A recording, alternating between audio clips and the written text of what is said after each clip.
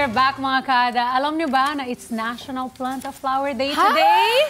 What? Naku po, hindi niyo napanood yung beginning ng show mga kada. Kung saan, in-encourage po namin ang lahat na magtanim po or mag-aalaga ng mga halaman, bulaklak sa kanilang bakuran. Di ba, Ems, meron ka bago? Plant a Flower Day. May bago kang flower vase? Na binalik ba nila sa'yo? Hindi. Ginawa pa naman ng tatay mo. Pero binila na lang ako ni Mama. Pero hindi flower eh. Snake plant. Maganda daw yan sa bahay. Bili na kayo. Magkasta nagbebenta po. Naging vendor.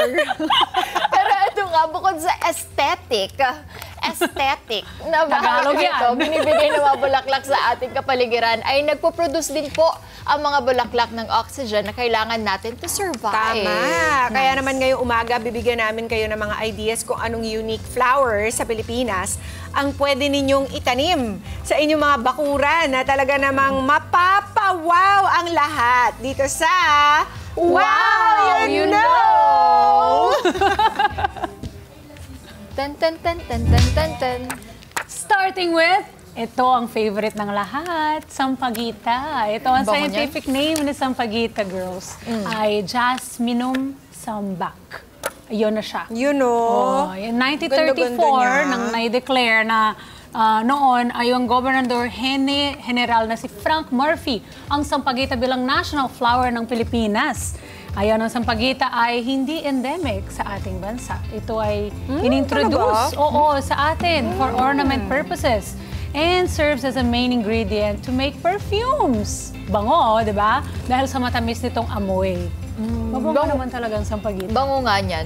Hindi pa akong masabi. Liit-liit lang niya, di ba? At binibenta pa rin ng mga bata yan sa labas. Magkano na yung isang tali ngayon? Dati 10 lang eh. 20? 25? 25 na? Dati parang 10 pesos lang yun eh, no? Yung isang tali. Tsaka I think madali lang magpalago ng Sampaguita, no? Kahit hindi pala yan, tubong Pilipinas originally. Tapos ang bango, no? Pag talaga, kahit malayo, parang amoy mo na yung halimuyak. Uy! Na? Humahalimuyak. Halimuyak. Ganda ng halimuyak. Tagalog. Tagalog. Ganda-ganda nga, di ba? Ang English translation, scent. Mas maganda yung halimuyak. Mas ramdam. Napaka-ano. Parang scent ay walang feeling. Yung imagery, ibang klase. Okay, next. Tagalog nun. Ano yung Hindi ko Ito alam. naman, ang next natin ay Rafflesia flower. Ang scientific name naman niya ay Rafflesia Ano yan? consuele. Ano itsura? Consuelue. Pwede yan dito? Para. Hindi pa ako nakita ng ganyan, Ang average diameter ng Rafflesia flower na matatagpuan malapit sa Pantabangan Masiway Hydroelectric Power Plant sa Nueva Ecija ay halos 4 inches. Parang di pa ako nakakita nito. At saka doon lang siya mahanap. Doon Doon lang ba? talaga. Doon lang siya. Doon lang? So, kailangan siya pinupuntahan. Oo, Medyo importante siya. hindi mabango. Hindi siya mabango. Masangsang. Ay, Bakit pag amoy yung pinag-uusapan, talagang parang na-imagine mo, no? Masangsang, mahalimuyak, mabantot. malansa. Yan yung tunog niya, yun ang ibig sabihin niya eh. Ako naman diretso to the point, mabaho. That's it. Akala ko may sasabihin ka pa amin. Akala mo may follow Straight to up. the point lang. Okay, Tapos next. smell good, mabaho. Eto, dati meron kaming tanim na ganito, rose mallow. Ay, Tama. oo, Oo. tama. Ang scientific name, Hibiscus mosqueutus. Max. In other words, gumamela. Tore, anong tanim mo? Hibiscus mosqueutus. Tapos dumating yung ate niya, gumamela! Ganda-ganda yun. Ay, yun lang pala. Oo. Alam mo, nung bata ako, talagang amazed ako sa itsura niya kasi parang meron pa siyang ganun yung antena na may tuk-tuk-tuk-tuk-tuk. Ginagamit po itong bilang pabula ng mga kabataang Pinoy. Dinudurog po yung bulaklak at dahon para maging bubbles, di ba? Oh. Kukuha ka pa ng... Talaga? Kahit walang sabon? Gagamit ka ng wire, di ba? Or walis ting-ting pwede. Tatalo mo daw yung walis ting-ting, tapos ilulubog mo dun sa gumamelang dinurog. Tapos meron ka ng bubble, bubble party. Wow. Wow. And it na-amaze comes ako in dyan. different colors like red, pink, yellow, and magenta. Ganda nyon. Ganda. Walang amoy eh, no? Wala. Langgam lang meron. No, usually nilalanggam yung gumamela. Di ba yung ano yun? Bakit ba yun yung santan? napapansin? Yung santan. Ay, oo, yan ba yun Edible yung kinakain? siya. Kinain mo ba Edible? yan, Mama P? Hindi, yung santan dati. Ah, parang. Okay. Kung ano-anong kinakain natin nung kabataan natin. Kaya nga, kasi some flowers talaga, they're edible, no? Maganda rin isama sa mga salad, yung mga Correct. dishes. Ito naman, sana tama, waling-waling. Waling-waling. Maraming nagaganyan ha, waling-waling dyan. Pero itong waling-waling, yung Waling yun? Waling yun, Iba iba yun. yun. Anyway, scientific name niya ay Vanda sanderiana. Tinagurian Queen of Philippine Orchids. Ito naman, nung 2013, nagkaroon po ng petition na gawin po national flower ng Pilipinas, ang waling-waling. Imbes na sampagita, tinatanggal yung sampagita. Dahil? Dahil ang waling-waling ay endemic sa ating bansa na matatagpuan sa Mindanao kumpara sa sampagita na may tuturing na adopted flower ng bansa natin. Wow. So Kalaban yung pala isa- sila ni Parang Sampaguita. parang soap.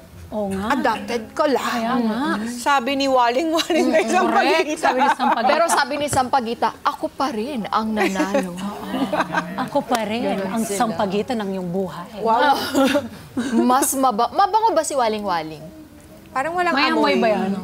Di ba Wala, mga no? orchids? Walang amoy. Pero maganda lang sila.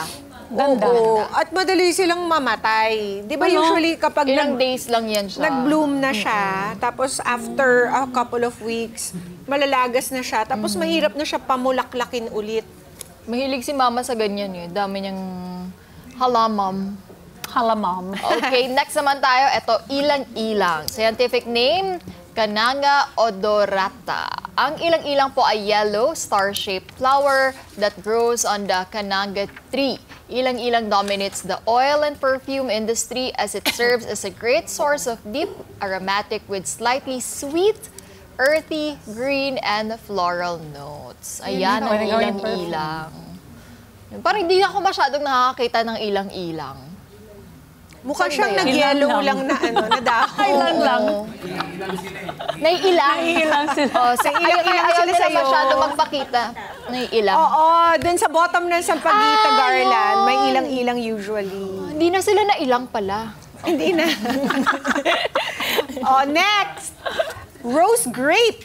Scientific name, Medinilia magnifica. Tinatawag din itong pink lantern. Yan ba yun?